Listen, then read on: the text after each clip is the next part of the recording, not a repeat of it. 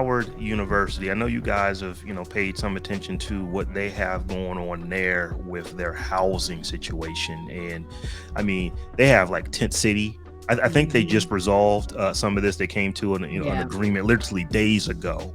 But, they've, they've been having some issues with their dorms. When you think about Howard is a top tier HBCU. I mean, that's where our vice president went. That's where I think Colin Powell go there. Not Colin Powell. I just lost his name. First black Thurgood Marshall. Didn't he go to Howard? Yeah. I think probably. He might have went to Morehouse. I think Thurgood Marshall went to Morehouse. Okay, I can't remember. But anyway, the point I'm making is that we don't know that. their law school is a top-notch law school. It's the school in general is when you would definitely put it into the Morehouse, Spelman, Hampton, tier as far as just the clout and prestige that the university itself has.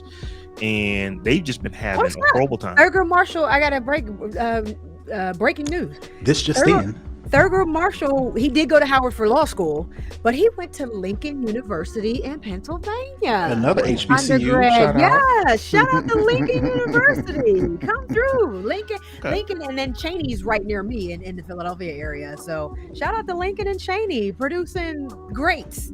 Love to see it. But like I said, they've been having this issue with their housing. I mean, it's been horrible. Roaches.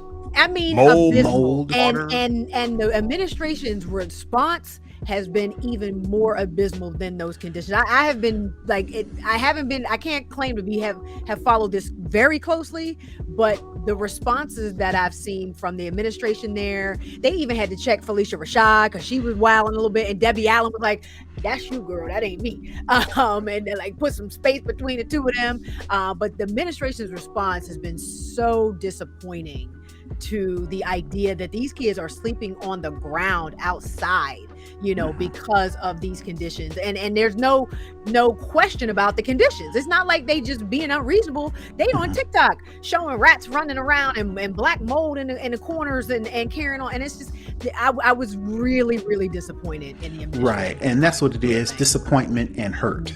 Because, HBCUs are supposed to be this home. From home. That's right. Of course, any college can make that claim, but it just feels a little bit different when you go to an HBCU like, a lot of us do. And for us to make it out and to call Howard the Mecca, of HBCUs, and for them to have this issue in the wake of celebrities.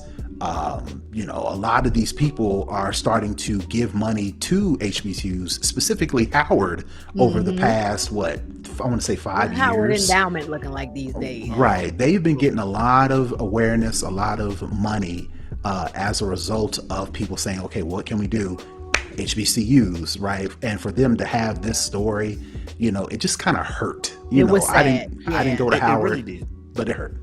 Y'all know I have a child who is, a high school senior, and Howard at one point was high up on her list, and she flat out told me probably a month ago, Dad, they got rats in the dorms and black mold in the dorms. That's not my life. And what can I say?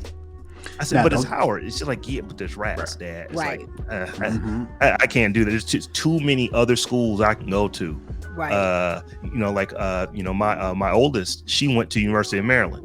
She didn't have rat issues. I'm not saying that University of Maryland has never had a rat in a dorm. That's clearly not the case. But it wouldn't make national news if they had it. Right. This is how bad they can't let Reverend Jackson retire. Reverend Jesse Jackson had to go to Howard and actually get the two sides talking to each other and come. And I think when he was there, he fell and slipped. He went to the hospital. Oh, that's what happened. I heard he was in the hospital. I didn't realize that was behind all that. He fell and he hit his head while he was out there dealing with the tent city at Howard. And that's hit his head, went to the hospital, stayed overnight. They checked him and made him clear. He didn't go back home. He went back to Howard to finish the work. He's like, no, we got to get this figured out. So I think he was instrumental in actually helping them, not necessarily resolve their differences, but at least come to a meeting of the minds to, what is going to be acceptable to get this done.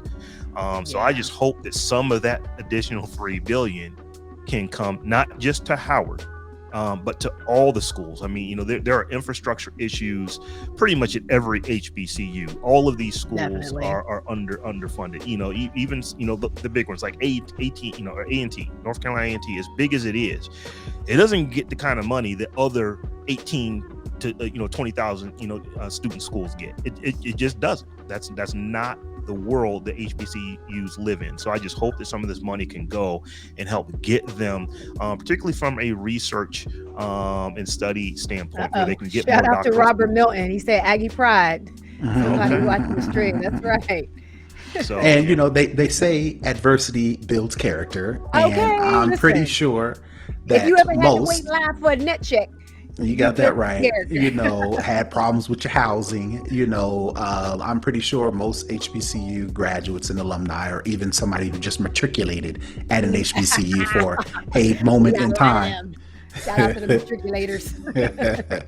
We can all attest to some adversity when it comes to going through an HBCU, but for this to be this bad, for they actually are pitching tents in protest and out of necessity at Howard of all places, this kind of hurt. These are your future donors. You know what I mean? Your future alum that are supposed to be out here being ambassadors, for your university, and you alienate. Like, I wouldn't be surprised if those students transferred. You know what I mean? After this, behind all of this, and it's just like I said, I just feel like this could have been handled a lot differently, and I'm just super disappointed that it wasn't.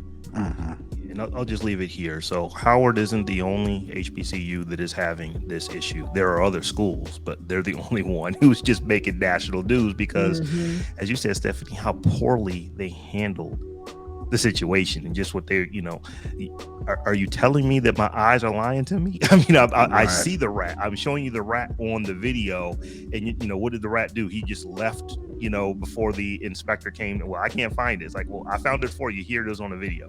These are the kind of things, that were going on, where people were being told that they didn't see what they actually were showing folks videos of. So I'm glad that that's resolved. And stories developing. All we know right now is they reached an agreement. Nothing has came out as a result of what that agreement is. So this is definitely a story that's continuing to unfold. But like I said, the kids who were protesting, they accomplished what they came to accomplish, and hats off to them, for sticking it in like that. Because Rob, like you mentioned, they could just transfer, and protesting is not comfortable, and their parents could have pulled them out of Howard and took them someplace else. But the fact that they hung in there until at least an agreement was made and care enough, that's how much they exactly. care, and the fact that the administration didn't see that, like, right. Better, y'all.